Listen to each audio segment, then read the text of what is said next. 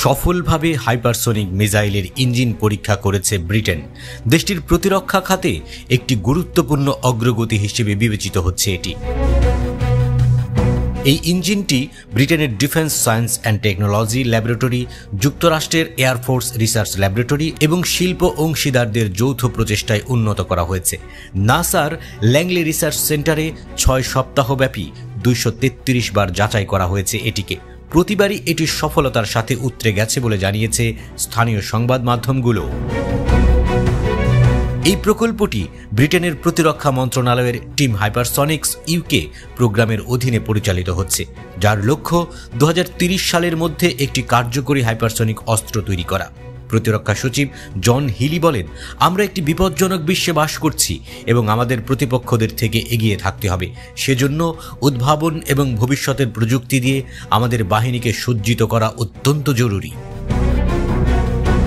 তবে বিশেষজ্ঞরা ব্রিটেনের প্রতিরক্ষা ব্যবস্থার সক্ষমতা নিয়ে উদ্বেগ প্রকাশ করেছেন।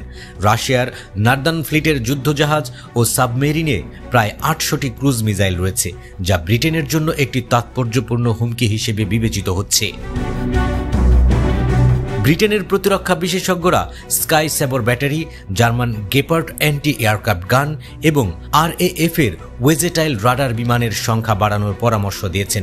বর্তমানে ব্রিটেনের কাছে পাবলিক এয়ার রেড শেল্টার নেই এবং উপকূল রক্ষার জন্য মাত্র 9টি পোসেইডন P8 প্যাট্রোল বিমান রয়েছে, যেখানে পরিপূর্ণ সুরক্ষার জন্য কমপক্ষে 15টি প্রয়োজন বলে মনে করা হচ্ছে। এদিকে সামরিক সক্ষমতা ইস্যুতে সরকারের একজন মুখপাত্র বলেন, যুক্তরাজ্য আমাদের নেটো মিত্রদের সাথে যে কোনো হুমকির বিরুদ্ধে নিজেকে রক্ষা করতে সম্পূর্ণ প্রস্তুত। আমাদের সামরিক বাহিনী একটি স্তরযুক্ত পদ্ধতিতে বিমান ও মিসাইল প্রতিরক্ষার জন্য বিভিন্ন উন্নত ক্ষমতা নিয়ে সজ্জিত।